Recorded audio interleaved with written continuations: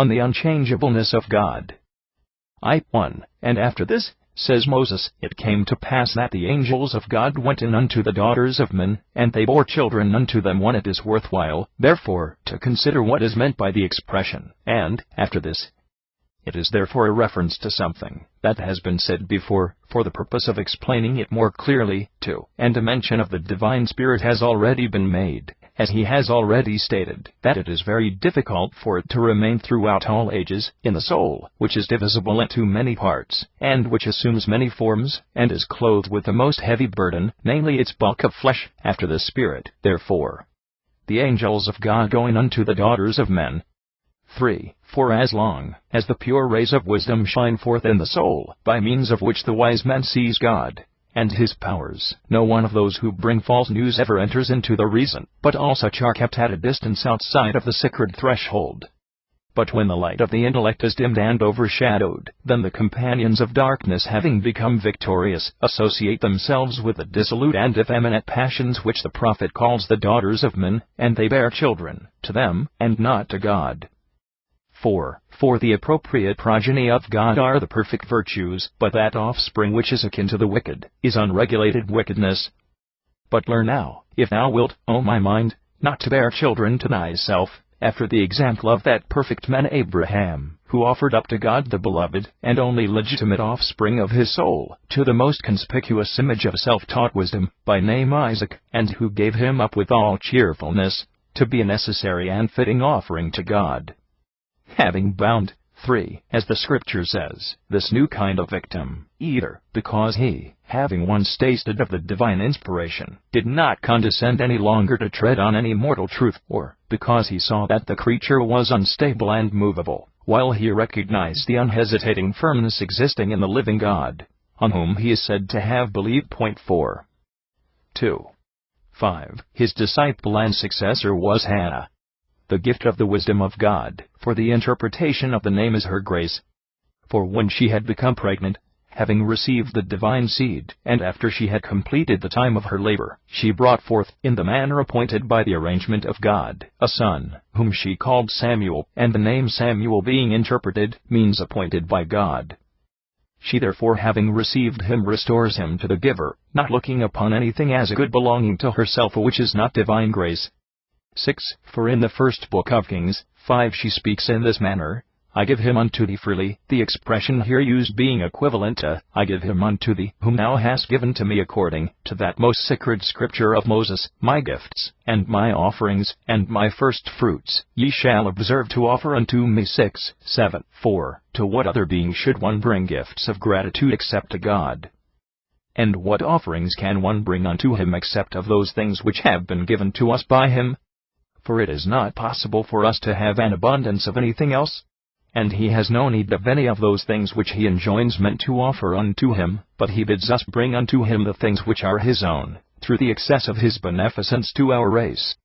For we, studying to conduct ourselves with gratitude to him, and to show him all honors, should purify ourselves from sin, washing off all things that can stain our life in words, or appearance, or actions.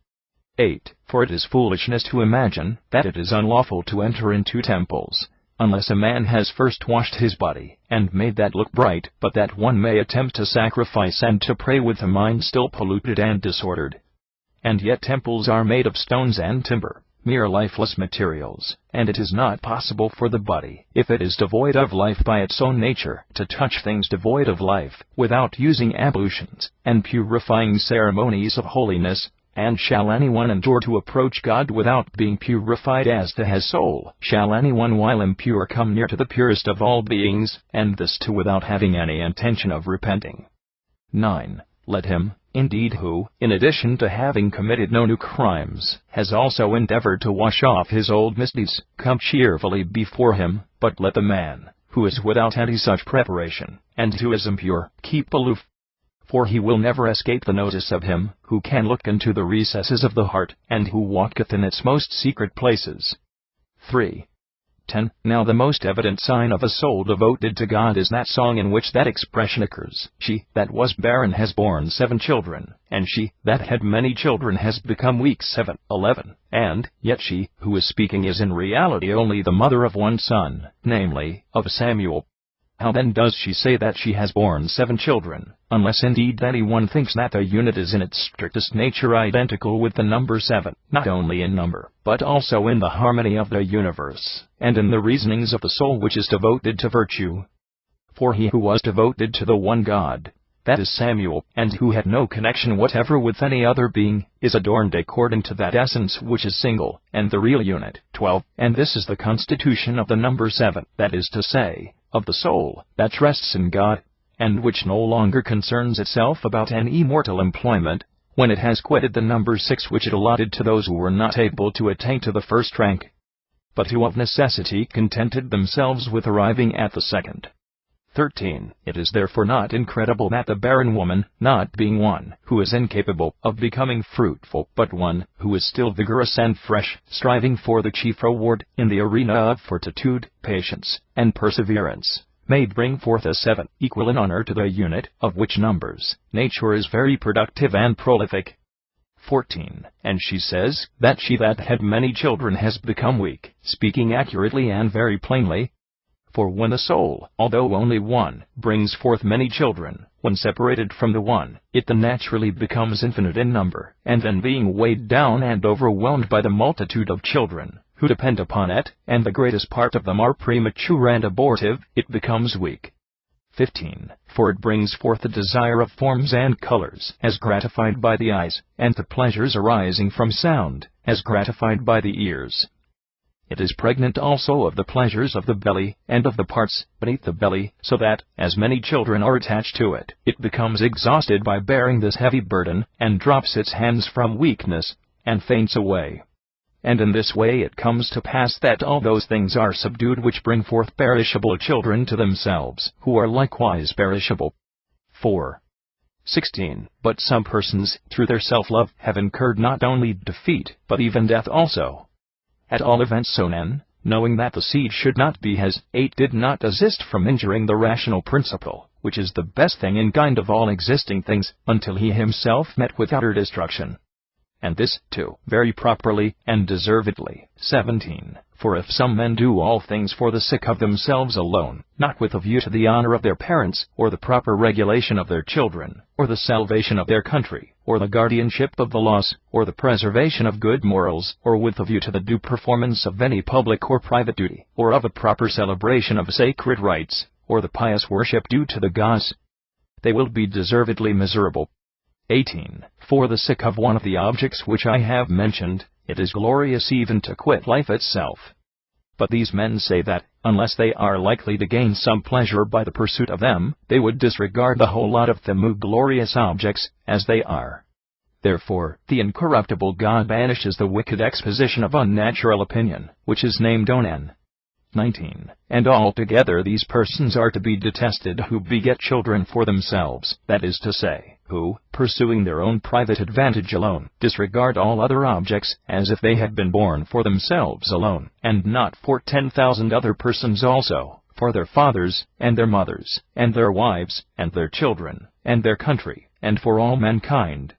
And if we must go further, and add anything to this enumeration, we may say for heaven, and earth, and the whole universe, and for the sciences, and for the virtues, and for the Father and Ruler of all, to every one of which a man ought to pay what is due to the best of his power, not looking upon all the world, as an addition to himself, but on himself, as an addition to the rest of the world.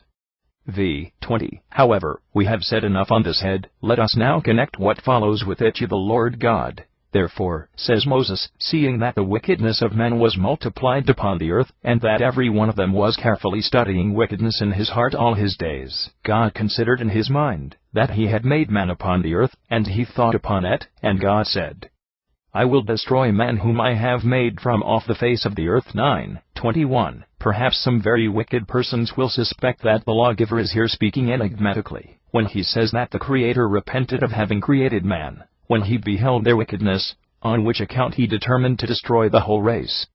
But let those who adopt such opinions as these know that they are making light of and extenuating the offenses of these men of old time, by reason of their own excessive impiety. 22. For what can be a greater act of wickedness, and to think that the unchangeable God can be changed?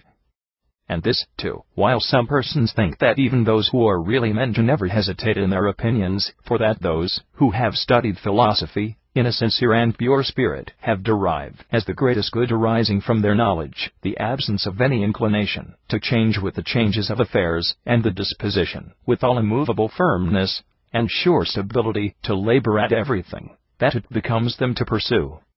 6.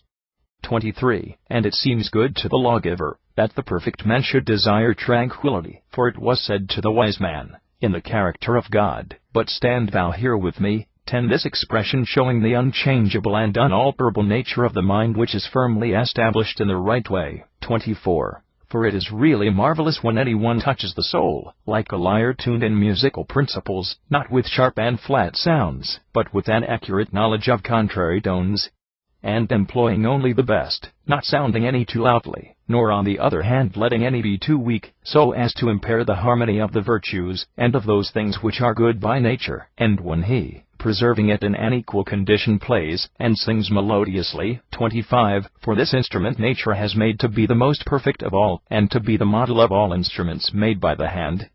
And if this be properly tuned, it will utter the most exquisite of all symphonies, which consists not in the combination and tones of a melodious voice, but in the harmonious agreement of all the actions in life. 26. Therefore, as the soul of man can lay the excessive storm and swell of the sea, which the violent and irresistible gale of wickedness has suddenly raised, by the gentle breezes of knowledge and wisdom, and having mitigated its swelling and boisterous fury, enjoys tranquility resting in an unruffled calm.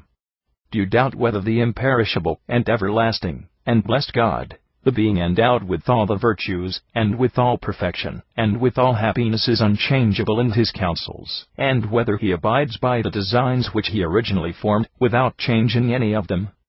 27. Facility of change is indeed an attribute of man, which is of necessity incidental to their nature by reason of its external want of firmness, as in this way. For instance, you often, when we have chosen friends, and have lived some short time with them, without having anything to accuse them of, we then turn away from them, so as to place ourselves in the rank of enemies, or at least of strangers, to them. 28. Now this conduct shows the facility and levity of ourselves, who are unable steadily to adhere to the professions which we originally made. But God is not so easily sated, or we read, "Again there are times when we determine to abide by the same judgment that we have formed, but those who join us do not equally abide by theirs, so that our opinions of necessity change as well as theirs." 29. For it is impossible for us, who are but men, to foresee all the contingencies of future events, or to anticipate the opinions of others, but to God, as dwelling in pure light, all things are visible, for he, penetrating into the very recesses of the soul, is able to see, with the most perfect certainty, what is invisible to others, and being possessed of prescience, and of providence, his own peculiar attributes, he allows nothing to abuse its liberty, and to stray out of the reach of his comprehension, since with him there is no uncertainty even in the future, for there is nothing uncertain, nor even future, to God. 30. It is plain therefore that the Creator of all created things, and the Maker of all the things that have ever been made, and the Governor of all the things which are subject to government, must of necessity be a being of universal knowledge, and he is in truth the Father, and Creator, and Governor of all things in heaven, and in the whole world, and indeed future events are overshadowed by the distance of future time, which is sometimes a short and sometimes a long interval. 31. But God is the Creator of time also, for he is the Father of its Father, and the Father of time is the world, which made its own mother the creation of time, so that time stands towards God, in the relation of a grandson, for this world is a younger son of God, inasmuch as it is perceptible by the outward sense, for the only son he speaks of as older than the world is idea. 11. And this is not perceptible by the intellect. But having thought the other worthy of the rights of primogeniture, he has decided that it shall remain with him. 32. Therefore, this younger son, perceptible by the external senses being set in motion, has caused the nature of time to shine forth, and to become conspicuous, so that there is nothing future to God, who has the very boundaries of time subject to him. For their life is not time, but the beautiful model of time, eternity, and in eternity nothing is past, and nothing is future, but everything is present only. 7. 33. Having therefore now sufficiently discussed the question of the living God never knowing repentance, it comes next in order for us to explain what is the meaning of the expression, God considered that he had made man upon the earth, and he thought within himself.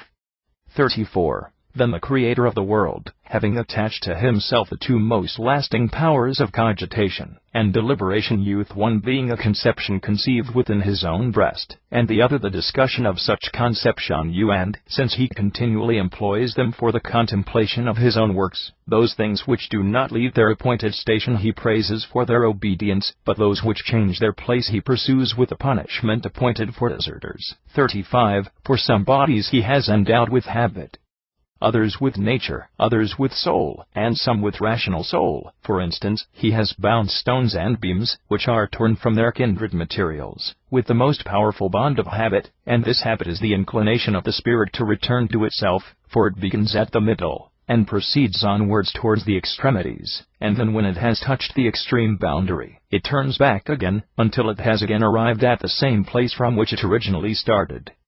36. This is the continued unalterable course, up and down, of habit, which runners, imitating in their triennial festivals, in those great common spectacles of all men, display, as a brilliant achievement, and a worthy subject of rivalry and contention.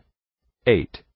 37. And he has given to plants nature which he has combined of as many powers as possible, that is of the nutritive, and the changeable, and the forming power, for they are nourished when they have need of nourishment.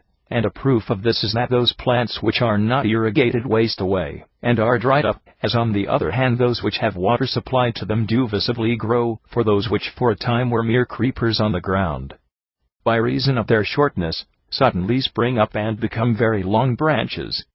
And why need I speak of the changes which they undergo? 38. For at the time of the winter solstice their leaves wither, and fall to the ground, and the eyes, as they are called by the agricultural laborers, which appear on their young shoots, close up like the eyes of animals, and all the mouths which are calculated to send forth young buds, are bound up, their internal nature being at that time confined, and quiet, in order that, when it has taken breath, like a wrestler, who has gone through a little preliminary exercise, and having again collected its appropriate strength, it may return again to its customary operations. And this happens at the seasons of both spring and summer. 39. For then their nature, waking, as it were out of a deep sleep, opens its eyes, and expands, and widens its previously closed mouth, and then it brings forth all those things of which it was pregnant, leaves, and young shoots, and tendrils, and feelers, and fruit on all its branches, and then when these things have come to perfection it affords nourishment and food to them, as a mother does to her child by some invisible passages which are similar in principle to the breasts in women, and it never ceases to nourish them until the fruit become to complete ripeness. 40. And that which is thoroughly ripe is then perfected, when, even if no one gathers it, it of its own accord hastens to separate itself from its kindred branch, inasmuch as it no longer stands in need of nourishment from its parent, being able, if it should meet with a fitting soil, itself to sow and beget offspring resembling its own parents. 9. 41. And the Creator has made the soul to differ from nature in these things so in the outward sense, and imagination, and impetuosity, for plants are destitute of impetuosity, and devoid of imagination, and without any participation, in the outward sense. But every animal partakes of all these qualities, above mentioned, altogether. 42. Now the outward sense, as indeed its name shows, in some degree is a kind of insertion, placing the things that are made apparent to it in the mind, for in the mind, since that is the greatest storehouse and receptacle for all things, is everything placed and treasured up which comes under the operation of the sense of seeing or hearing, or the other organs of the outward senses. 43. And imagination is an impression of figures in the soul, for the things which each of the outward senses has brought in, like ring, or seal, on them it imprints its own character. And the mind, being like wax, having received the impression, keeps it carefully in itself until forgetfulness, the enemy of memory, has smoothed off the edges of the impression, or else has rendered it dim, or perhaps has completely effaced it. 44. and that which has been visible and has been impressed upon the soul at times affects the soul in a way consistent with itself, and at other times, in a different way, and this passion, to which it is subject, is called appetite, which philosophers, who define such things, say is the first motion of the soul. 45. In such important points are animals superior to plants. Let us now see in what man is superior to the rest of the animal creation. Man, then, has received this one extraordinary gift, intellect, which is accustomed to comprehend the nature of all bodies, and of all things at the same time, for, as in the body, the sight is the most important faculty, and since in the universe the nature of light is the most preeminent thing, in the same manner that part of us which is entitled to the highest rank is the mind. 46. For the mind is the sight of the soul, shining transcendently with its own rays, by which the great and dense darkness which ignorance of things sheds around is dissipated. This species of soul is not composed of the same elements as those of which the other kinds were made, but it has received a purer and more excellent essence of which the divine natures were formed, on which account the intellect naturally appears to be the only thing in us which is imperishable. 47. For that is the only quality in us which the Father, who created us, thought deserving of freedom, and, unloosing the bonds of necessity, he let it go unrestrained, bestowing on it that most admirable gift, and most connected with himself, the power, namely, of spontaneous will, as far as he was able to receive it. For the irrational animals, in whose soul there is not that especial gift tending to freedom, namely, mind, are put under the yoke, and have bridles put in their mouths, and so are given unto men, to be their slaves, as servants are given to their masters. But man, who has had bestowed on him a voluntary and self-impelling intellect, and who for the most part puts forth his energies in accordance with deliberate purpose, very properly receives blame for the offenses which he designedly commits, and praise for the good actions which he intentionally performs. 48. For, in the case of other plants and other animals, we cannot call either the good that is caused by them deserving of praise, nor the evil that they do deserving of blame, for all their motions, in either direction, and all their changes, have no design about them, but are involuntary. But the soul of man, being the only one which has received from God the power of voluntary motion, and which in this respect has been made to resemble God, and being as far as possible emancipated from the authority of that grievous and severe mistress, necessity, may rightly be visited with reproach, if she does not pay due honor to the being who has emancipated her. And therefore, in such a case, she will most deservedly suffer the implacable punishment announced against slavish and ungrateful minds. 49. So that God considered, and though within himself, not now for the first time, but long ago, and with great steadiness and resolution, that he had made man, that is to say, he considered within himself what kind of being he had made him. For he had made him free from all bondage or restraint, able to exert his energies in accordance with his own will and deliberate purpose, on this account, that so knowing what things were good, and what, on the contrary, were evil, and having arrived at a proper comprehension of what is honorable and what is disgraceful, and apprehending what things are just and what unjust, and, in short, what things flow from virtue and what from wickedness, he might exercise a choice of the better objects, and an avoidance of their opposites. 50. And this is the meaning of the oracle recorded in Deuteronomy, Behold, I have put before thy face life and death, good and evil. Do thou choose life. 12. Therefore he teaches us by the sentence both that men have a knowledge of good and of the contrary, evil, and that it is their duty to choose the better in preference to the worse, preserving reason within themselves as an incorruptible judge, to be guided by the arguments which sound sense suggests, and to reject those which are brought forward by the contrary power. 11. 51. Having now therefore explained these matters sufficiently, let us pass on to what comes next. And this is what follows: I will destroy, says God, the man, whom I have made from off the face of the earth, from man to beast, from creeping things, to the fowls of the air, because I have considered, and repent that I have made them. 13. 52. Now, some persons, when they hear the expressions which I have just cited, imagine that the living God is here giving away to anger and passion, but God is utterly inaccessible to any passion whatever.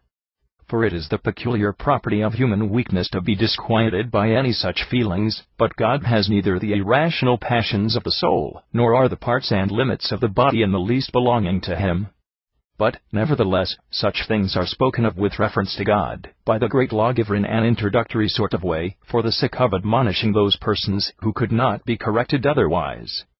53. For of all the laws which are couched in the form of injunction or prohibition, and such alone are properly speaking laws, there are two principal positions laid down with respect to the great cause of all things. 1. That God is not, as a man. The other, that God is, as a man. 14.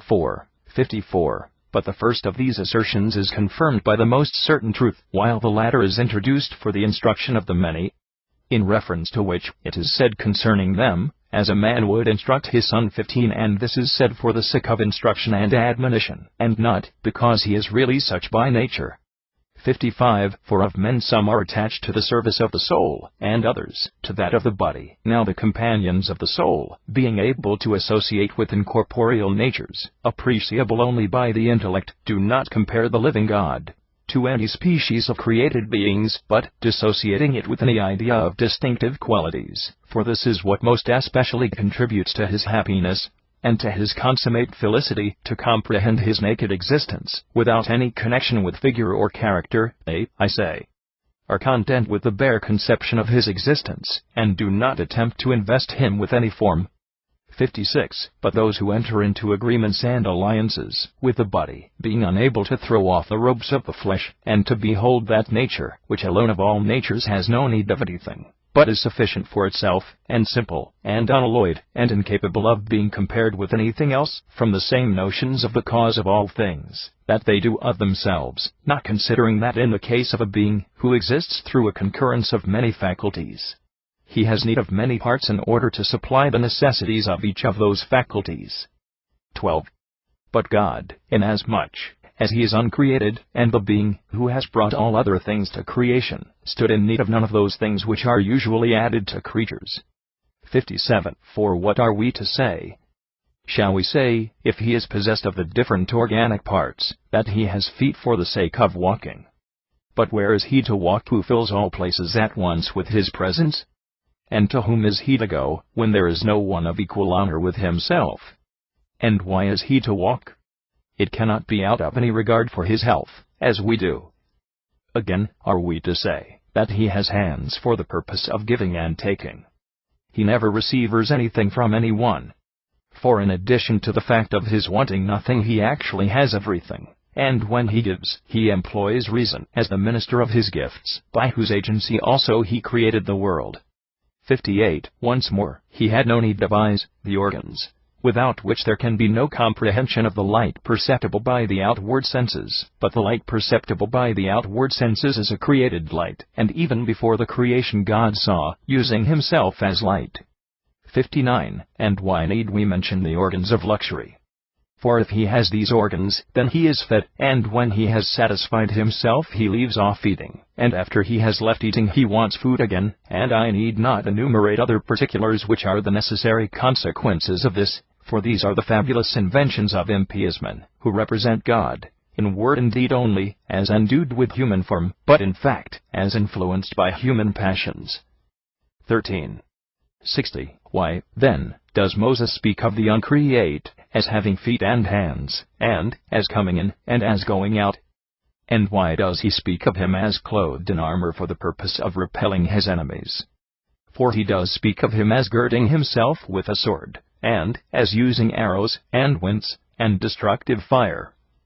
And the poets say that the whirlwind and the thunderbolt, mentioning them under other names, are the weapons of the cause of all things. Moreover, speaking of him as they would of men, they add jealousy, anger, passion, and other feelings like these. But to those who ask questions on these subjects, one may answer, 61. My good men, a man who would establish the most excellent system of laws ought to keep one constantly in view, namely, to do good to all who come within his reach. Those, therefore, who have received a fortunate disposition, and an education in all respects blameless, finding the path of life which proceeds in this direction plain and straight, take truth with them as the companion of their journey, by which they are initiated in the true mysteries relating to the living God, and therefore they never attribute any of the properties of created beings to him. 62. Now to these disciples, that principal assertion in the sacred oracles is especially well adapted, that God is not as man, but neither is he as heaven, nor as the world, for these species are endued with distinctive qualities, and they come under the perception of the outward senses. But he is not even comprehensible by the intellect, except merely as to his essence, for his existence, indeed, is a fact which we do comprehend concerning him, but beyond the fact of his existence, we can understand nothing. 14. 63. But those who have received a duller and more sluggish nature, and who have been wrongly brought up as children, and who are unable to see acutely, stand in need of physicians for lawgivers who may be able to devise an appropriate remedy for the existing complaint. 64. Since a severe master is a beneficial thing for untractable and foolish servants, for they, fearing his inflictions, and his threats, are chastened by fear, in spite of themselves. Let, therefore, all such men learn false terrors, by which they may be benefited if they cannot be led into the right way by truth.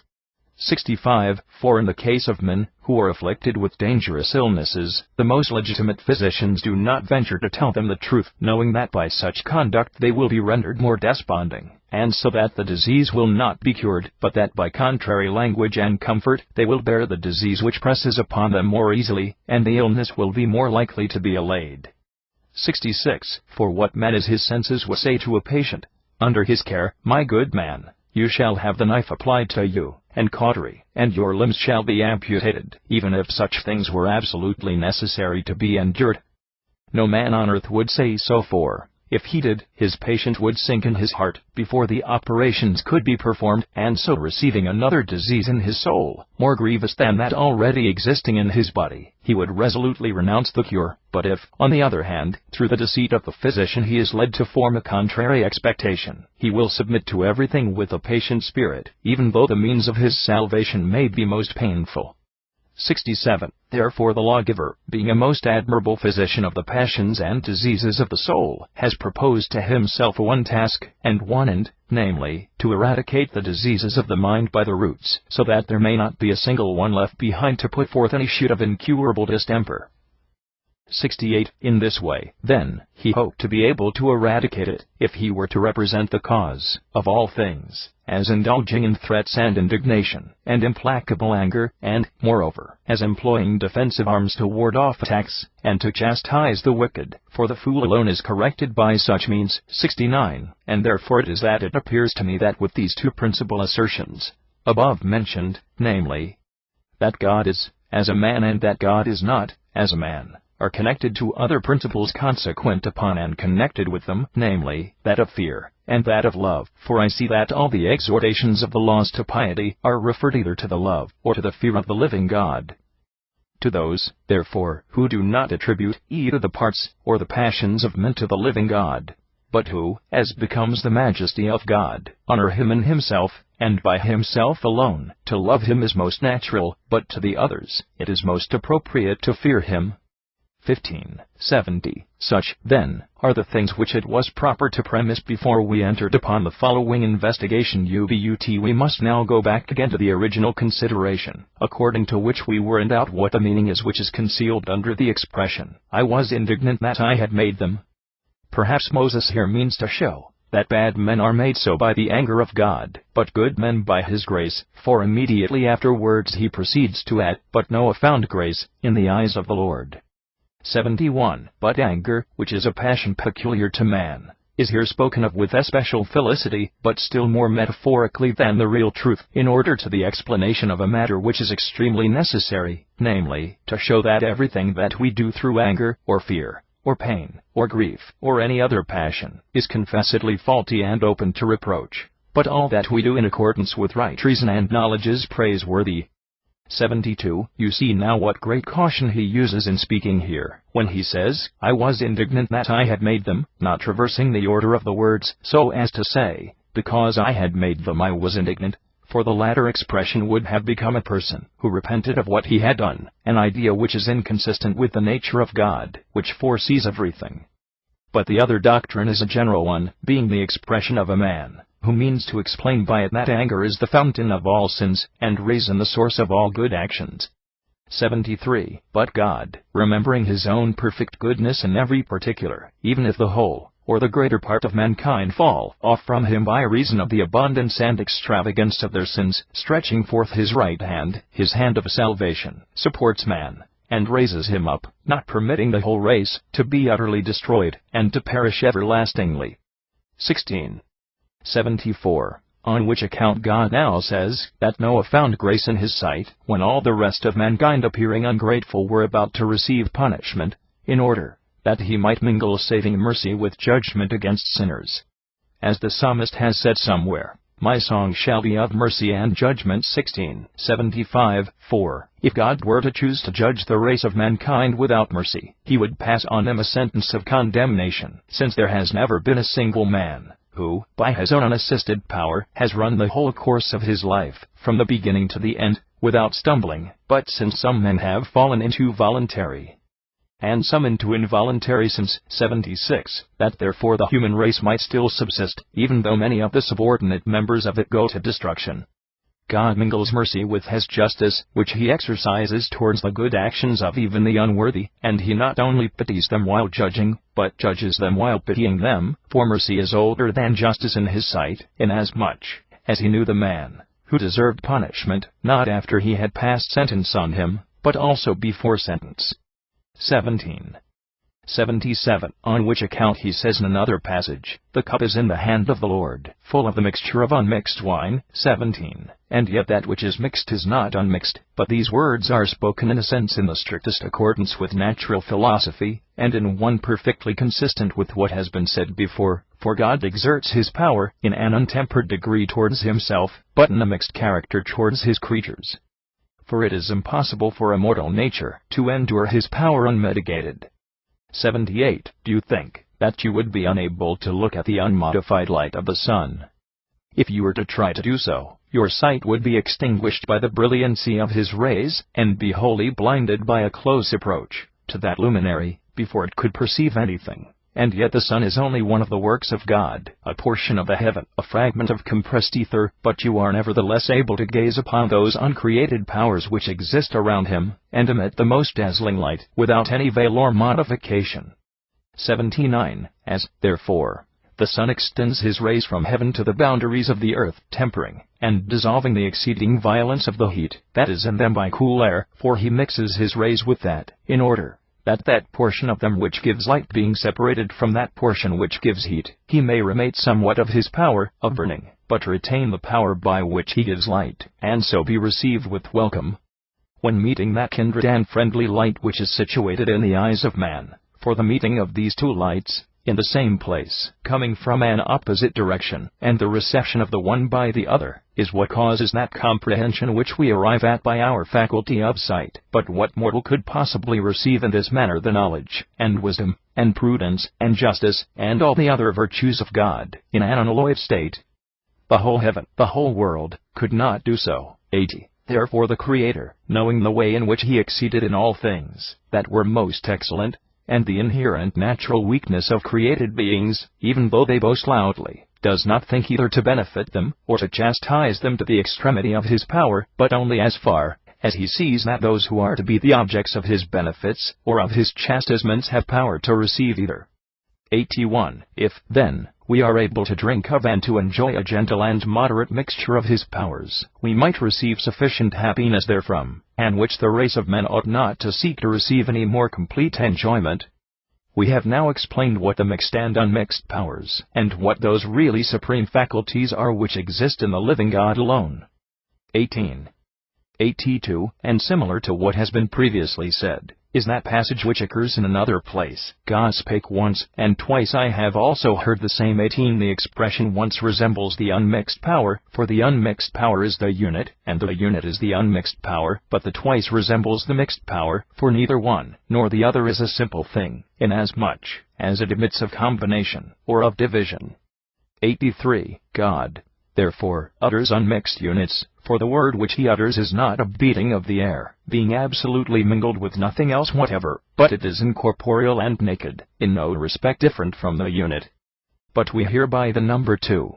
84. For the breath being sent from the dominant part of us through the artery called the trachea, is formed in the mouth by the tongue, as by a kind of workman, and being borne outward, and mingled with its kindred air, and having struck it thus harmoniously, completes the mixture of the two powers. For that which sounds together by a combination of different noises is at first adapted to a divisible duet, having one sharp and one flat tone. 85. Very beautifully, therefore, did he oppose one just reason to the multitude of unjust reasons, less indeed in number, but superior in power, in order that the worse of the two might not, like a weight put in a scale, weigh down the other, but that, by the power of the weight of the better one in the opposite scale, it might have its slightness detected, and so be weakened.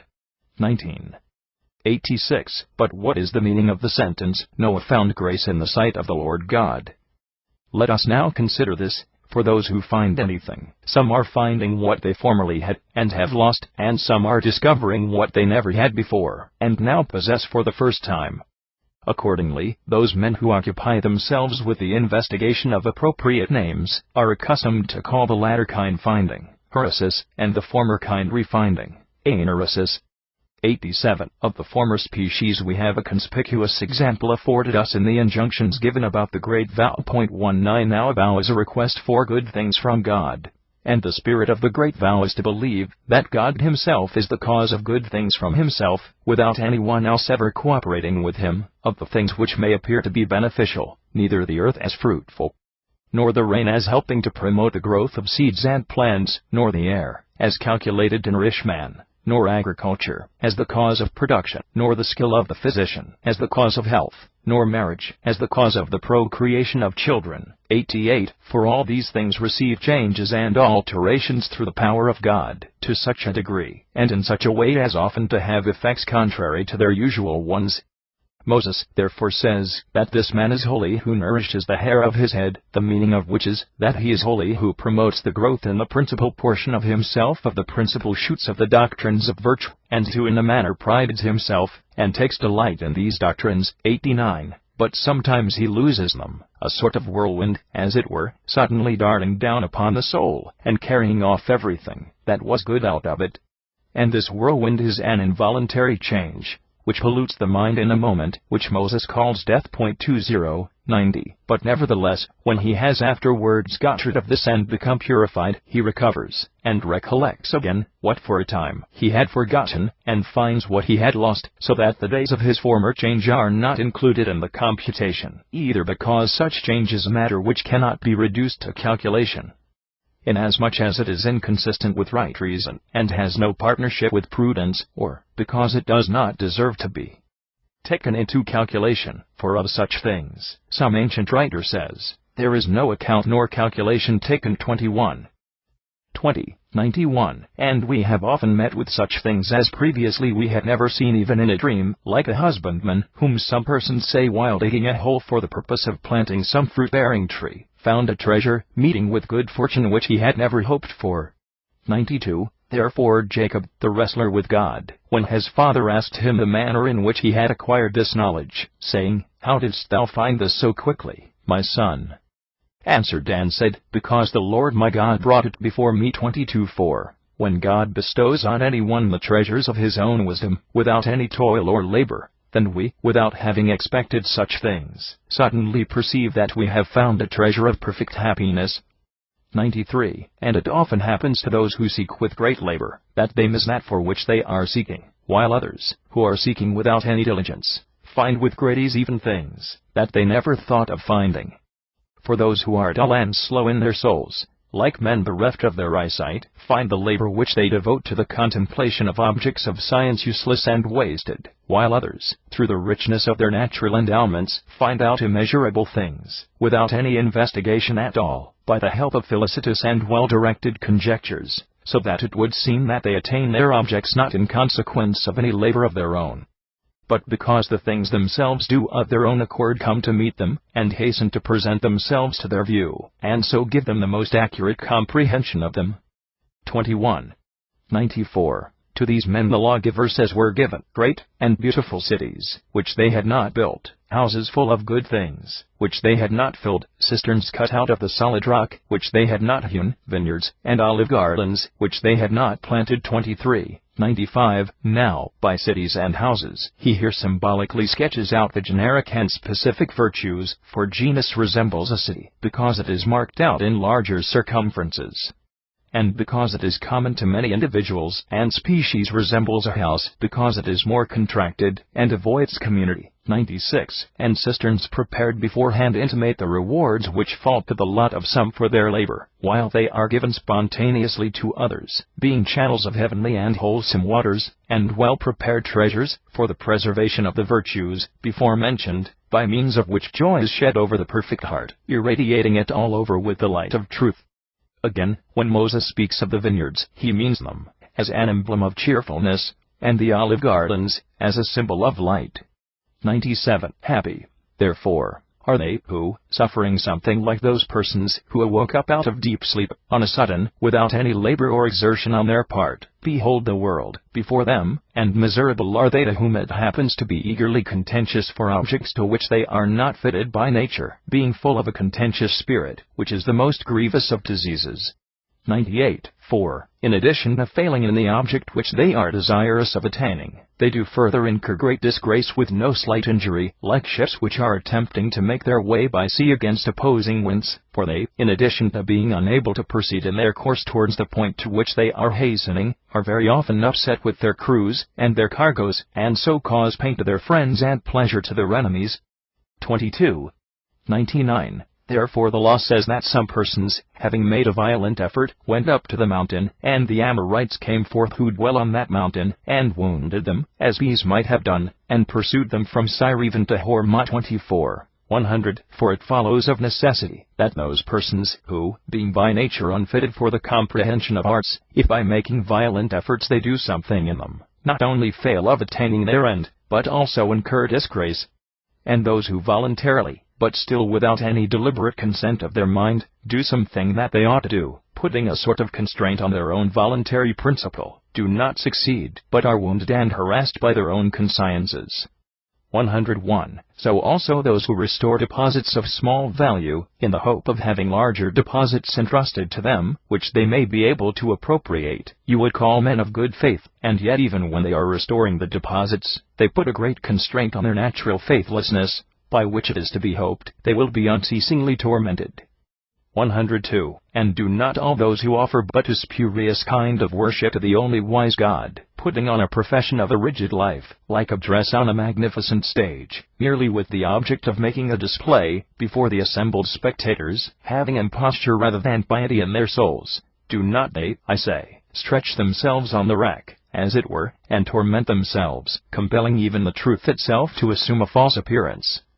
103. Therefore, they being for a brief period overshadowed with the emblems of superstition, which is the great hindrance to holiness, and a great injury to those who have it, and to those who associate with it, after that again stripping off their disguise, display their naked hypocrisy. And then, like men, convicted of being aliens, they are looked upon as enemies, having entered themselves as citizens of that noblest of cities virtue, while they have really no connection with it.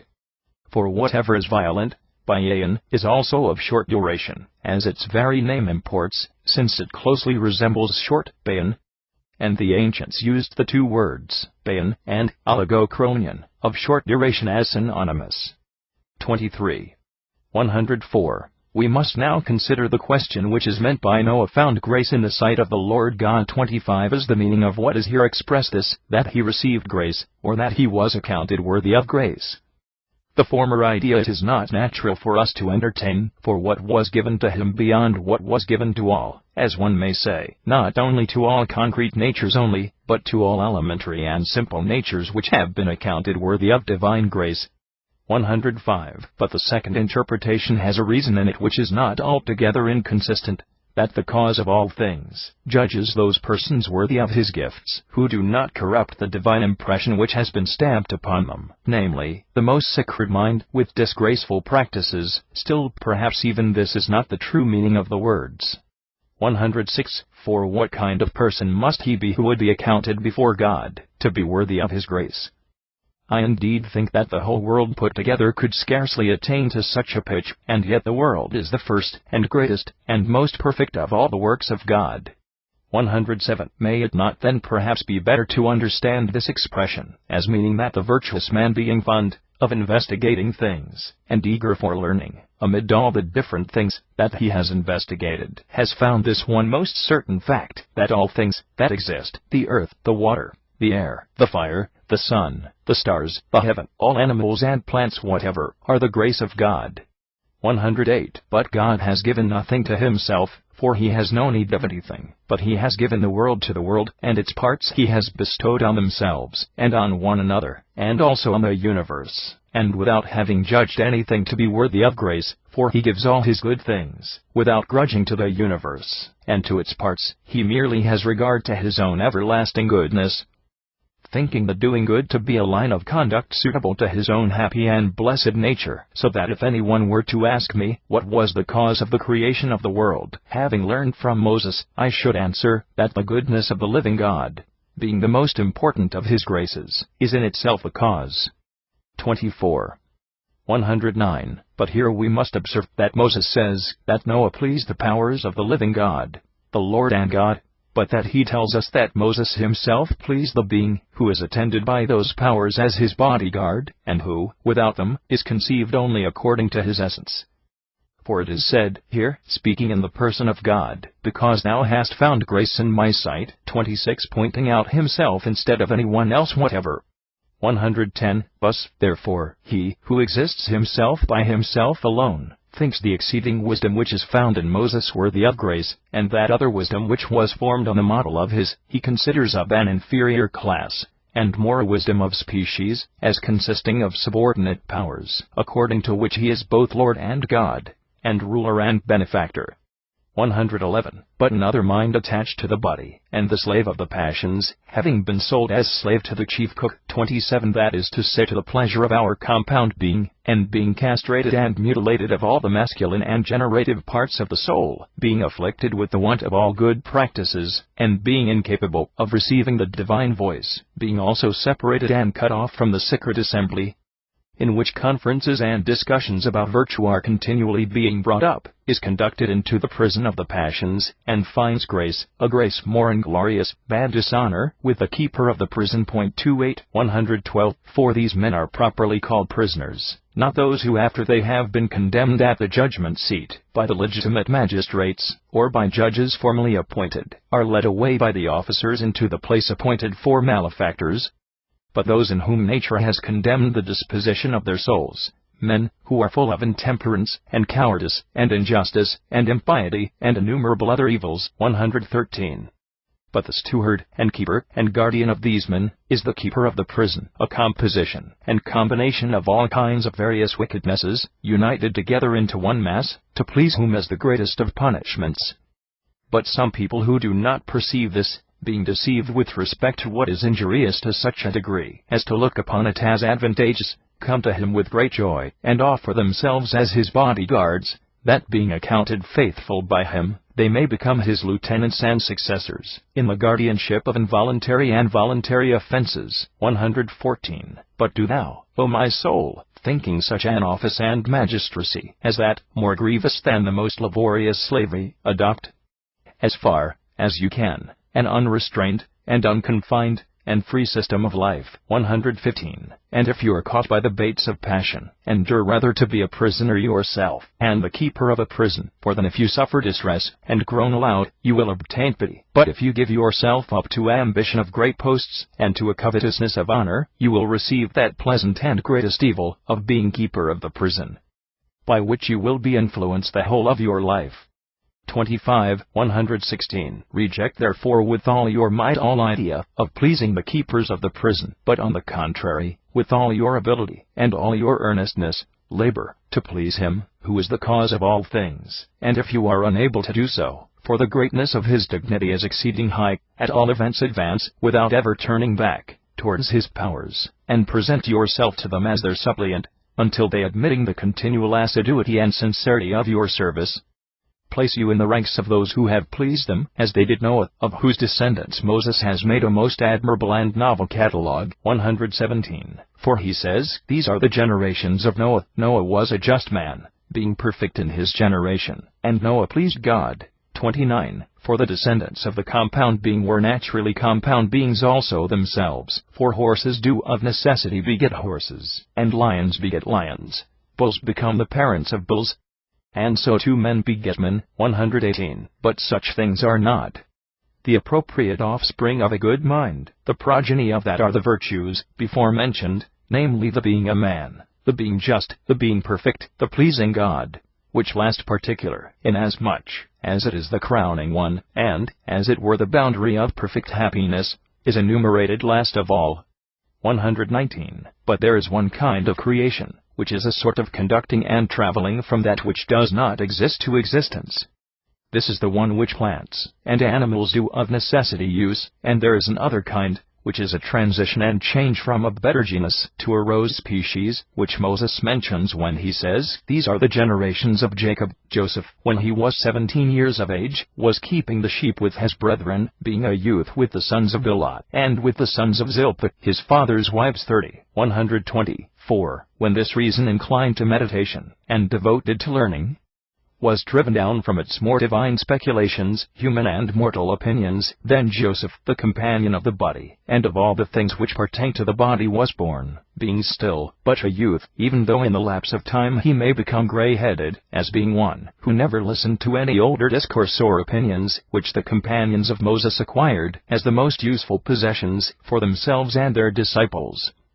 121. On this account it seems to me that Moses, wishing to describe his figure, and to give a more accurate idea of his appearance, so as to make it known, introduced him as tending his father's sheep, not in the company of any one of his father's legitimate sons, but with his illegitimate brethren, who, being the sons of concubines, derive their name from the inferior sex, that of the women, and not from the superior sex, that, namely, of the man.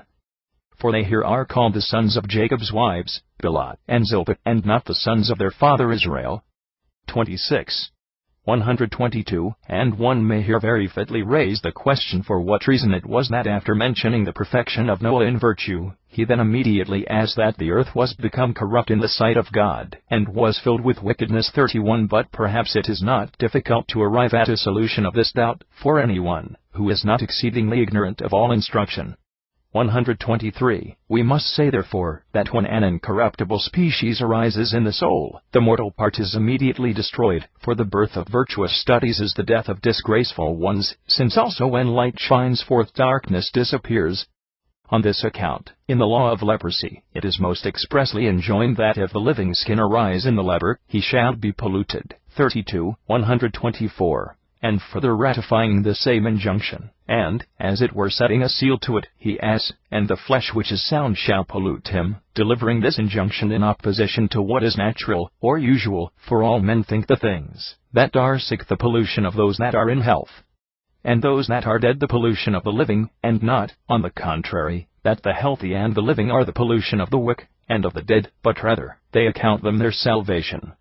125. But the lawgiver, being full of the most modern wisdom in everything, has this peculiarity in his expositions, that he teaches that the healthy and the living are the causes of our not being pure from pollution, for the healthy and living complexion in the soul is truly conviction which rises up against it. 126. When this conviction rises up, it makes a catalogue of all the offenses of the soul, and reproaching it with them, and looking sternly at it, it is scarcely able to be stopped in its attacks upon it, and the soul, being convicted, recognizes all its actions by which it has offended against right reason, and perceives that it is foolish, and intemperate, and unjust, and full of pollutions. 27. 127. On which account Moses also establishes a most extraordinary law, in which he enjoins that the man who is in part leprous shall be accounted impure, but that he who is holy, from the sole of his foot to the crown of his head overwhelmed with leprosy, shall be considered pure. 33. For anyone else, I apprehend, reasoning from probability, would say the exact contrary, and would think that the leprosy which was contracted, and which extended over only a small portion of the body, was less impure, but that the leprosy which was diffused, so as to spread over the whole body, was more impure. 128. But Moses here, as it appears to me, uses this symbolical expression to intimate this most undeniable truth, that unintentional misdeeds, even if they be of the greatest enormity, are not deserving of blame, and are pure, inasmuch as they have not conscience. That terrible accuser, to testify against them, but that intentional offenses, even if they do not extend over a wide surface, being convicted by the judge who passes sentence against the soul, are rightly accounted unholy, and polluted, and impure. 129. This leprosy, therefore, being of a twofold character, and putting forth two complexions, signifies voluntary depravity, for the soul, though it has healthy, and vivifying, and right reason in itself, does not use it for the preservation of its good things, but surrendering itself to persons unskilled in navigation, it overturns the whole bark of life, which might have been saved in calm fine weather. 130. But when it changes so as to assume one uniform white appearance, it displays an involuntary change. Since the mind, entirely deprived of the power of reasoning, not having left in it one single seed to beget understanding, like a man in a mist, or in deep darkness, sees nothing that ought to be done, but, like a blind man, falling without seeing his way before him into all kinds of error, endures continual falls and disasters one after another, in spite of all its efforts. 28. 131. And like this is the injunction given respecting the house in which it happens that leprosy often arises, for Moses says that, if there be a taint of leprosy in the house, the owner shall come, and shall tell it to the priest, saying, there is something like a taint of leprosy has been seen by me in my house. 34. And presently he adds, and the priest shall command him to dismantle his house, before the priest enters into the house to see it. And all the things that are in the house shall not be impure, and after that the priest shall enter the house to examine it. 132. Therefore, before the priest enters in, the things in the house are pure, but after he has entered in, from that time forth they are all impure. And yet the contrary would have been natural, that when a man thoroughly purified, and perfect, who is in the habit of offering up prayers and purifications, and sacrifices, for all the people come into a house, all that is therein would be improved by his presence, and would become pure from having been impure. But now they do not even remain in the same condition as before, but they are brought into a worse state by the arrival of the priest. 133. But whether this is consistent with the literal and obvious order of the words, those men may inquire who are in the habit of, and fond of pursuing such investigations, but we must affirm distinctly, that no one thing can be more consistent with another than the fact, that when the priest enters in, all the things in the house should be polluted. 134. For as long as the divine word has not come to our souls, as to a hearth of hospitality, all its actions are blameless, for the overseer, or the father, or the teacher, or whatever else it may be fit to entitle the priest, by whom alone it is possible for it to be admonished and chastened, is at a distance, and those persons are to be pardoned who do wrong from inexperience, out of ignorance what they ought to do, for they do not look upon their deeds in the light of sins. But even sometimes they believe that they are doing right in cases in which they are erring greatly. 135. But when the real priest, conviction, enters our hearts, like a most pure ray of light, then we think that the designs which we have cherished within our souls are not pure, and we see that our actions are liable to blame, and deserving of reproach, though we did them through ignorance of what was right. All these things, therefore, the priest, that is to say, conviction, pollutes, and orders that they should be taken away, and stripped off, in order that he may see the abode of the soul pure. 35. And, if there are any diseases in it, that he may heal them. 29. 136. And the woman, who met the prophet, 36, in the Book of Kings, resembles this fact, and she is a widow, not meaning by that, as we generally use the word, a woman, when she is bereft of her husband, but that she is so, from being free from those passions which corrupt and destroy the soul, as Tamar is represented by Moses. 137. For she also being a widow, was commanded to sit down in the house of the Father, the only Savior. 37. On whose account, having forsaken forever the company and society of men, she is at a distance from and widowhood of all human pleasures, and receives a divine seed, and being filled with the seeds of virtue, she conceives, and is in travail of virtuous actions. And when she has brought them forth, she carries off the prize against her adversaries, and is enrolled as victorious, bearing the palm, as the emblem of her victory. For the name Tamar, being interpreted, means the palm tree. 138. And every soul, that is beginning to be widowed, and devoid of evils, says to the prophet, O man of God, hast thou come to me to remind me of my iniquity, and of my sin? 38 For he being inspired, and entering into the soul, and being filled with heavenly love, and being amazingly excited by the intolerable stimulus of heaven-inflicted frenzy, works in the soul a recollection of its ancient iniquities and offenses, not in order that it may commit such again, that, greatly lamenting, and bitterly bewailing its former error, it may hate its own offspring, and reject them with aversion, and may follow the admonitions of the Word of God, the interpreter and prophet of His will. 139 For the men of old used to call the prophets sometimes men of God, and sometimes seers. 39 Affixing appropriate and becoming names to their enthusiasm, and inspiration, and to the foreknowledge of affairs which they enjoyed. 140 Very properly, therefore, the most sacred Moses says that the earth was corrupted at that time, when the virtues of the just Noah were made manifest, and the whole earth, says he, was corrupted, because all flesh had corrupted his way upon the earth. 141 Now, to some persons this expression will seem to have been incorrectly used, and that the consistency with the context, and the truth of the fact will require that we should read rather that all flesh had corrupted its way upon the earth. For it does not agree with the feminine noun flesh sarki, if we subjoin a masculine case, the word to in connection with it. 142 But perhaps Moses does not mean here to speak of the flesh alone, as corrupting his way upon the earth, so that he deserves to be considered to have erred in the expression which he has used, but rather to speak of the things of the flesh, which is corrupted, and of that other being, whose way the flesh endeavors to injure and to corrupt. So that we should explain this expression thus: flesh corrupted the perfect way of the everlasting and incorruptible being which conducts to God. 143 And know that this way is wisdom. For the mind being guided by wisdom, while the road is straight and level and easy, proceeds along it to the end, and the end of this road is the knowledge and understanding of God. But every companion of the flesh hates, and repudiates, and endeavors to corrupt this way, for there is no one thing so much at variance with another, as knowledge is at variance with the pleasure of the flesh. Accordingly, the earthly Edom is always fighting with those who wish to proceed by this road. 144 Which is the royal road for those who partake of the faculty of seeing, who are called Israel, for the interpretation of the name Edom is earthly, and he labors with all earnestness, and by every means in his power, and by threats, to hinder them from this road, and to make it pathless and impracticable forever. 31.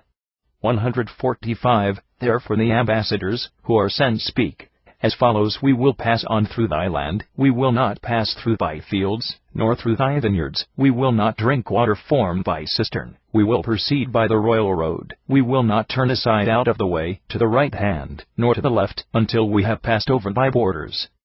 But Edom answered and said, Thou shalt not pass through my land, and if thou dost, I will come against thee in battle to meet thee. And the children of Israel said unto him, We will pass by thy mountain, but if I or my cattle drink of thy water, I will pay thee the price thereof. But it is of no consequence, we will pass by thy mountain. And he said, Thou shalt not pass through my land. 41. 146 It is said of some man of old time, that when he saw a sumptuous procession properly equipped passing by, he looked towards one of his acquaintances, and said, My friends, see how many things there are of which I have no need, in a very few words uttering what was truly a great and heavenly boast. What dost thou say? 147 Were you crowned as conqueror in the Olympic Games in opposition to all the wealth arrayed against you, and were you so to that degree there that you took nothing from thence for your enjoyment, or for your use? It is a marvelous statement, but the sentiment is more admirable still, which advanced to such a degree of strength, as to be able without any extraordinary exertion, nevertheless to carry off the victory by force. 32. 148 But it is not allowed to one man alone to boast before Moses, who has been instructed in the highest perfection of wisdom, but it belongs to the whole of a most populous nation. And this is the proof of that fact. The soul of every one of his friends felt confidence, and was bold towards the king of all the apparent good things, the earthly Edom. For in fact all earthly good things are good only in appearance. They then, I say, were bold, so as to say, I will now pass by thy land. 149 Oh, the magnanimous and sublime promise! Tell me, will ye be able to surmount, to pass by, to run past all these things which on earth appear to be and are believed to be good? and is there nothing which will be able to check and restrain your forward advance by the power with which it resists you? 150. And when you have beheld all the treasures of riches one after another, and all full, will ye turn from them with aversion, and avert your eyes from them? And will ye look down upon the dignities of your ancestors, and on those which come to yourselves from your father and your mother, and on their nobility which is so celebrated in the mouths of the multitude? And will ye forsake the glory for which men are ready to barter everything, leaving it behind as if it were something most utterly valueless? What more shall I say? Will ye disregard the health of the body, and the accurate perfection of the outward senses, and beauty, which is an object of contention to many, and strength such as no one can oppose, and all those other things by which the house, or the tomb of the soul, or whatever else one ought to call it, is adorned? Will ye, I say, disregard all these things, so far as not to class any one of them among good things? 151. These are mighty deeds of boldness for a heavenly and celestial soul, which has utterly forsaken the regions of earth, and which has been drawn up on high, and has its abode among the divine natures. For being filled with the sight of the genuine and incorruptible good things, it very naturally repudiates those which only last today, and are spurious. 33. 152. What is the advantage then of passing over all the mortal advantages of mortal man, and passing them by two, not in accordance with right reason, but, as some do, through their hesitation, or sluggishness, or inexperience? For everything is not honored everywhere, but different things are esteemed by different persons. 153. On this account, Moses, wishing to teach further, that they had become by correctness of reason inclined to despise what was said, adds to the words, I will pass by the further description through your land.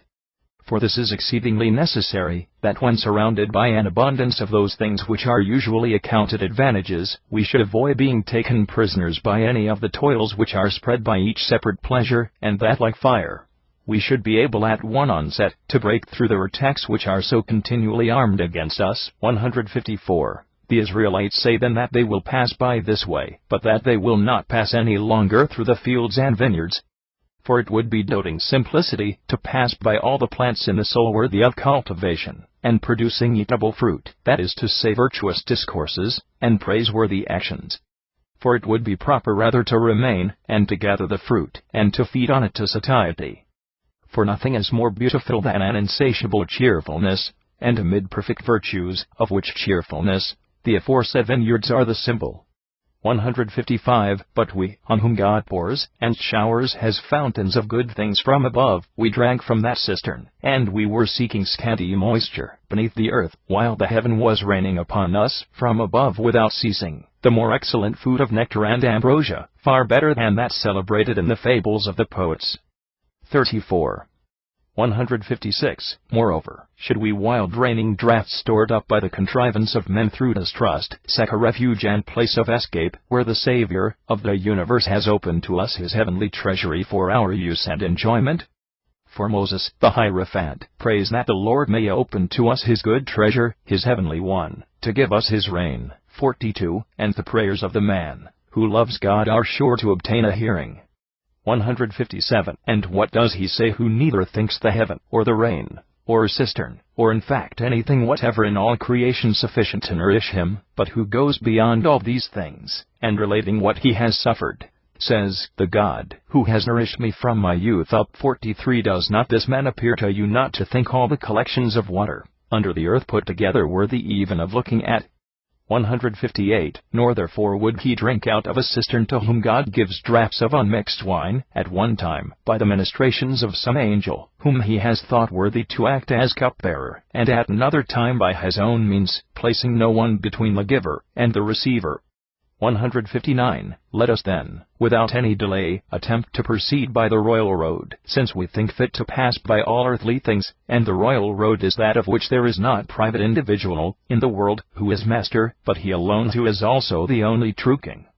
160. And this is, as I said a little while ago, wisdom, by which alone suppliant souls can find a way of escaping to the uncreate God. For it is natural that one who goes without any hindrance along the royal road will never feel weariness before he meets with the king. 161. But, then, those who have come near to him recognize his blessedness, and their own deficiency, for Abraham, when he had placed himself very near to God, immediately perceived that he was but dust and ashes. 44. 162, and let them turn away out of the royal road, neither to the right hand, nor to the left, but let them advance along the middle of it, for any deviation, in either direction is blamable.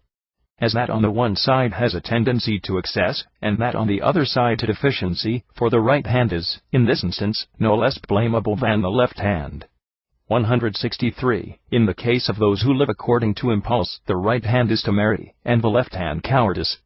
As regards those who are liberal in the management of money, on the right hand stands stinginess, and on the left hand extravagant prodigality, and those men, who are very subtle in calculating, judge craftiness to be desirable and simplicity to be a thing to be shunned. Again, some persons incline towards superstition, as being placed on the right hand, and flee from impiety, as a thing to be avoided on the left. 35. 164. But, that we may not, through deviating from the right road, be compelled to yield to one of two rival faults, let us desire, and pray to be able to proceed straight along the middle of the road. Now, the middle between temerity and cowardice is courage, the mean between profuse extravagance and liberal stinginess is temperance, that between crafty unscrupulousness and folly is prudence, and the proper path between superstition and impiety is piety. 165. These lie in the middle between the deviations on either side, and are all roads easily traveled, and level, and plain, which we must walk upon not with our bodily organs, but with the motions of a soul continually desiring what is best. 166. At this, the earthly Edom, being excessively indignant, for he is afraid of the overthrow and confusion of his own doctrines, will threaten us with irreconcilable wars, if we attempt to force our way along it, cutting down and clearing away continually, as we advance the fruitful trees of his soul, which he planted for the destruction of wisdom, but has not gathered the fruit thereof. For he says, Thou shalt not pass by me, and if thou dost, I will come forth in battle against thee to meet thee. 167. But let us regard none of his threats, but make answer, that we will pass by his mountain, that is to say, we being accustomed to associate with high and sublime powers, and to investigate everything according to its true definition, and being used to inquire into the reason of everything whatever, of every kind, by means of which the knowledge is attained of what anything is, hold in utter contempt everything which is external, and which affects the body alone. For such things are lowly, and groveling in the ground, dear indeed to you, but hated by us, for which reason we will not have anything to do with any one of them. 168. For if, as the proverb says, we only touch this with the tip of our finger, we shall be giving honor and dignity to you, for then you will give yourself airs, and will boast, as if we, who are lovers of virtue, had been brought over to you by the allurements of pleasure. 36. 169. For if, says Israel, I and my cattle drink of thy water, I will pay you a price for it. Not meaning by that such price as is spoken of by the poets, money of silver or gold, or anything else such among dealers is accustomed to be given to those who sell wares in exchanges for their wares, but the price will be the honor which he now claims. 170. For, in reality, every intemperate, or unjust, or cowardly man, when he sees anyone who is more austere, either avoiding labor, or subdued by gain, or yielding to any one of the allurements of pleasure, rejoices and exults, and thinks that he himself has received honor. And, moreover, going on in his rejoicing, and displaying his exaltation to the multitude, he begins to philosophize about his own errors as very unavoidable and not useless, saying that if they were not of such a character, that respectable man, so, and so, would never have indulged in them. 171. Let us, then, say to every wicked man, if we drink of thy water, if we touch anything, whatever that is yours, owing to an indiscreet impetuosity, we shall be giving you honor and acceptance, instead of dishonor and rejection, for these are what you deserve to receive. 172. And, in truth, the matters about which you are anxious are absolutely nothing. Do you think that anything mortal has any real being and existence, and that it is not rather something borne up and suspended by the rope of some false and untrustworthy opinion, resting on empty air, and in no respect differing from deceitful dreams? 173. And, if you are unwilling to contemplate the fortunes of particular men, think upon the changes, whether for the better or for the worse, of whole countries and nations. At one time Greece was flourishing, but the Macedonians took away the power of that land. Then, in turn, Macedonia became mighty, but that, being divided into small portions, became weak, until at last it was entirely extinguished. 174. Before the time of the Macedonians the Persians prospered, but one day overthrew their exceeding and extensive prosperity. And now the Parthians are more powerful than the Persians, who a little while ago were their masters, ever were, and those who were their subjects are now masters.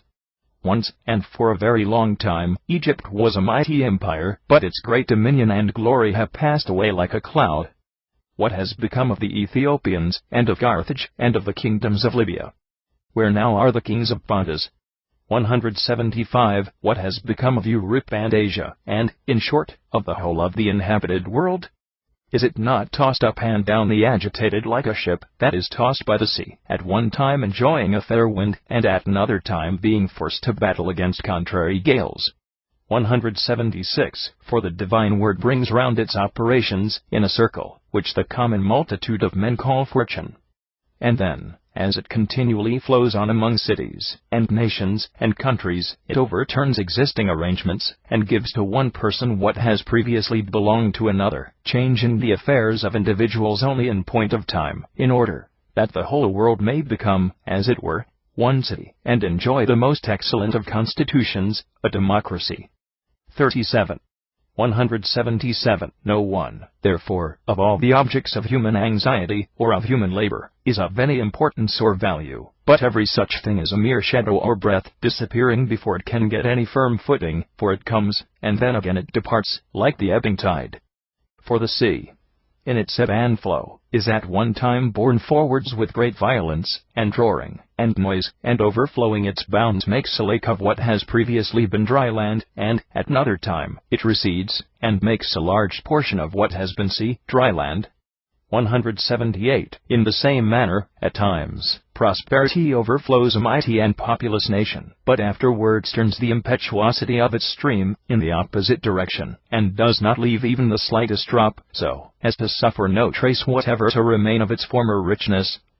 179. But it is not everybody who receives the complete and full meaning of these events, but only those receive it who are accustomed always to proceed in accordance with true and solid reason and limitation. For we find the same men saying both these things: all the affairs of the created world are absolutely nothing, and we will go by thy mountain.